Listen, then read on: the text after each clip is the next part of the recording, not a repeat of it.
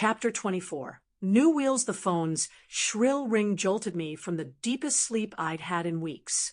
Selina murmured something incoherent and burrowed deeper under the covers while Marmalade gave me an accusatory glare from her perch on the nightstand. I fumbled for my cell, squinting at the caller ID. Bruce. My stomach dropped. Had something gone wrong? Hello. Renee, I have some terrific news. Bruce's voice carried an energy I hadn't heard in months, maybe years. He sounded almost giddy. Listen, Bruce, I'm sorry I spent the night here. I was just exhausted, and never mind that. Listen, Dick and I have been giving the old Batmobile a makeover. I sat up, fully awake now. The Batmobile? You guys got it working. That's right. I need you down here, right now. You've got to learn how to control the sucker.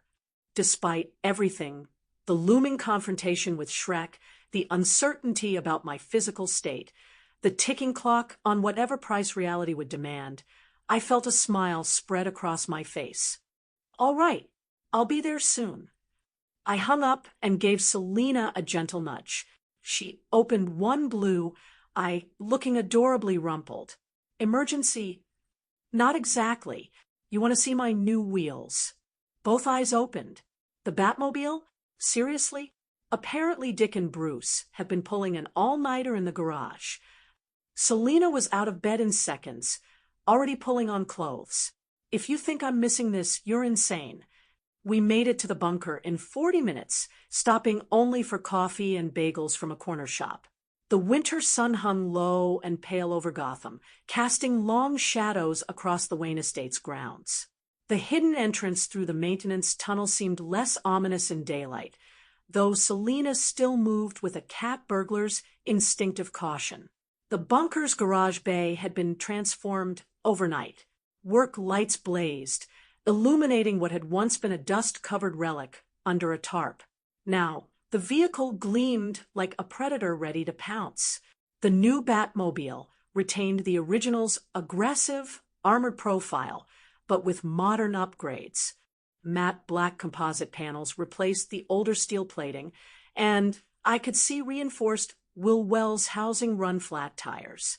The cockpit canopy was tinted nearly opaque from the outside. Holy hell, I breathed. Dick emerged from underneath the chassis on a mechanic's creeper, grease smeared across his forehead. She's a beauty, right? Bruce, and I stripped her down to the frame, rebuilt the engine, upgraded the electronics.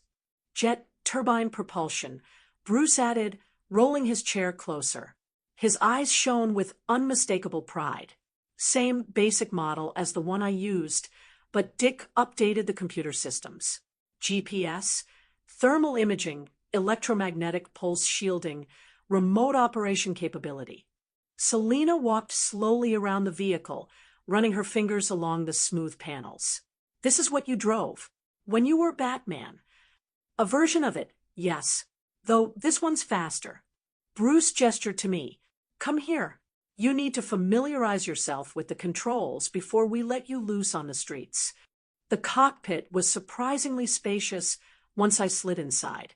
The seat adjusted automatically to my frame, and a heads-up display flickered to life across the canopy, bathing everything in soft blue light.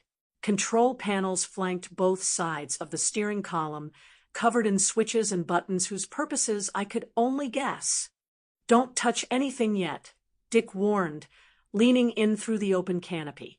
See the red switches? Those are weapons systems. You've got smoke dispensers, oil slick electromagnetic pulse, and Bruce's personal favorite, grappling hooks that can anchor to buildings or other vehicles. The yellow panel controls defensive systems. Bruce continued from his chair, his voice carrying the patient tone of a professor with a prized student. Armor plating can be angled via hydraulics. You can seal the cockpit completely and run on internal oxygen for up to 2 hours. There's also a Kevlar cocoon that deploys in case of catastrophic impact. I ran my hands over the steering wheel, feeling the textured grip. How fast does she go?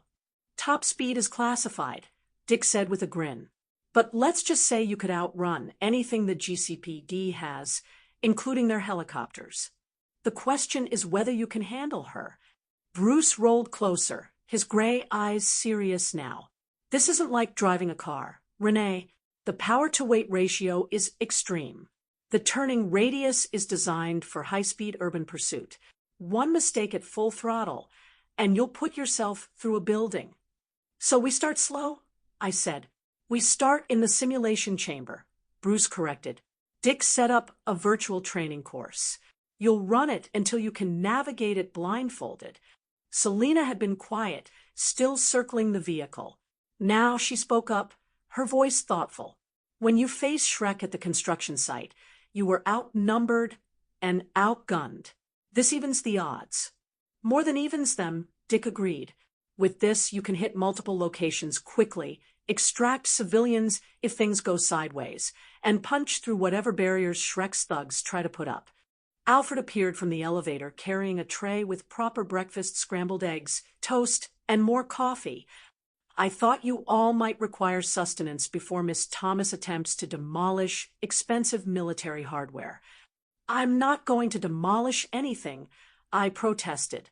Of course not, Mississippi.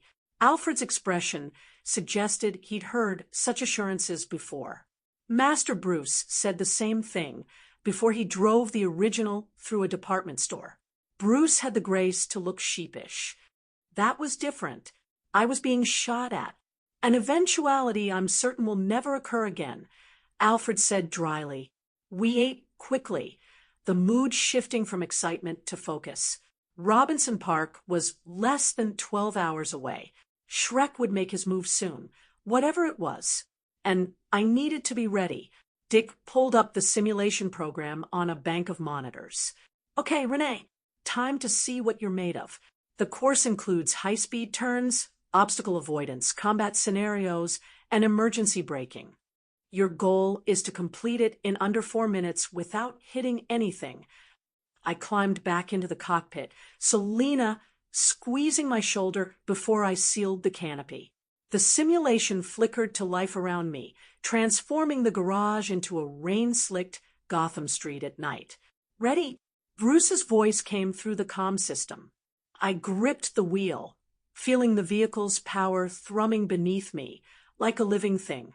Outside, Selina watched with her arms crossed and a slight smile on her lips. Dick stood ready at the monitors. Bruce leaned forward in his chair, every inch the mentor I'd needed. For the first time since rewriting reality at the construction site, I felt like maybe, just maybe, we had a real chance. Ready? I said. The simulation began.